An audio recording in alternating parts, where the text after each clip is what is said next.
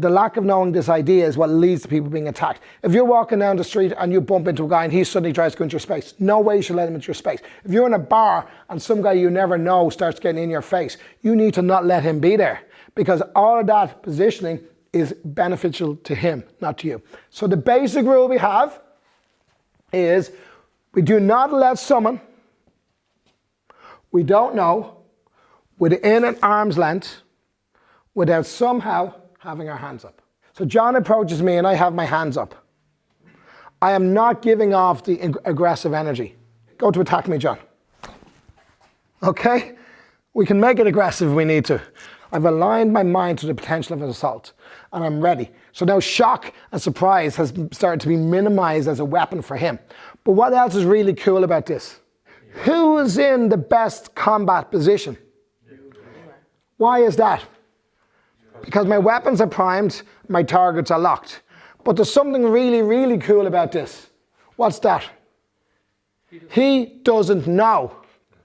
So who's the one going to get the shock? John goes to me. He's the one going to get the shock if he continues, yeah? Now, oftentimes what you'll see, what you'll find is as somebody approaches somebody, they're interviewing them, it's what we call the interview. They're seeing how to be a good victim. As a guy approaches, I go, hey, how are you? This is a point where you may fail the interview. The guy was approaching, your hands come up. What's he now thinking about you? What's going on in the attacker's mind about you? Too much hassle. Too much hassle. What else? He's ready. He's ready. He's now orientated to me. So surprise is no longer available to him. But what else? What does this person look like a victim? No. So maybe he has to do his OODA loop again.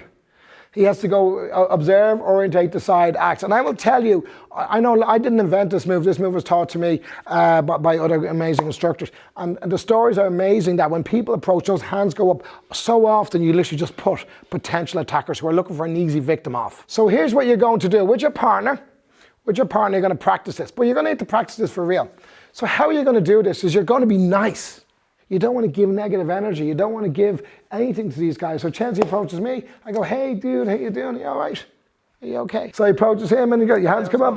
Yeah. I want those elbows. What I want is those elbows up. That's it. Those hands right there. So that now I've got a situation where I'm kind of facing a guy. And there's a couple of things going through my head now, isn't there?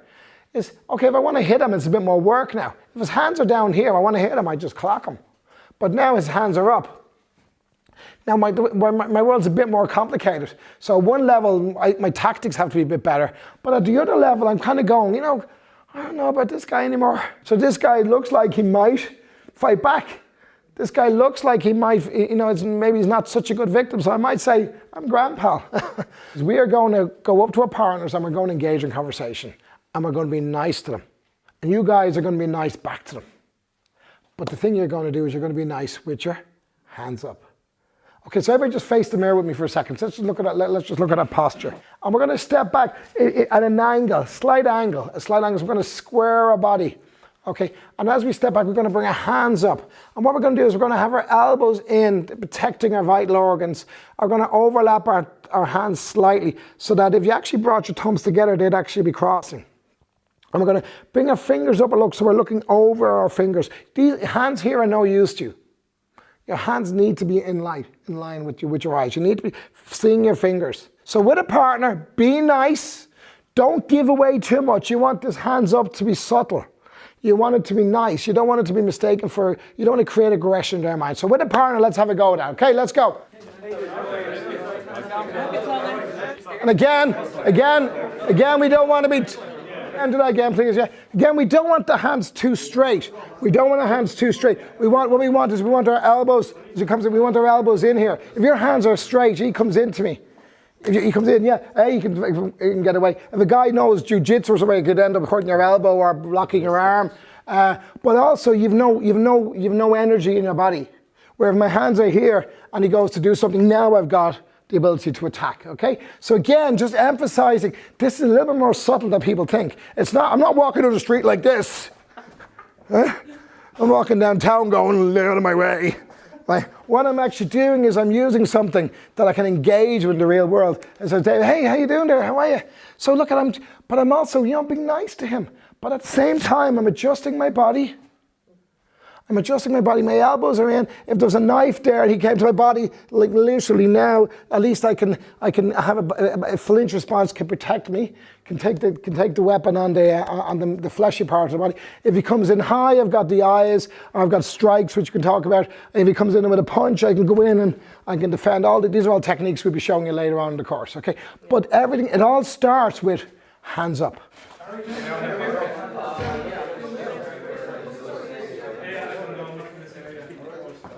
This is one of the most important ideas you will ever have. Give me another reason why we don't let someone we don't know within our arm's length without having our hands up.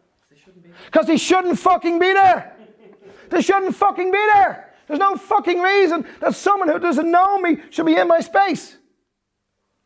There's absolutely no reason. The only reason is we're on a crowded bus. Then there's a reason. If we're in an isolated environment, if I don't know this person, if space exists to be used and it's not used and instead the person is close to me, they are onto me. They are looking to do something and they're interviewing me, and this is an interview we want to fail. This is an interview we want to fail. So the step comes up again. How are you doing there? That's how I failed the interview. And then if he keeps going, now, and that's where we'll go from here in the next section. But okay, so that's it. Do not let someone you don't know within an arm's length without having your hands up, or they will control the whole situation. Okay, so let's take a break on that.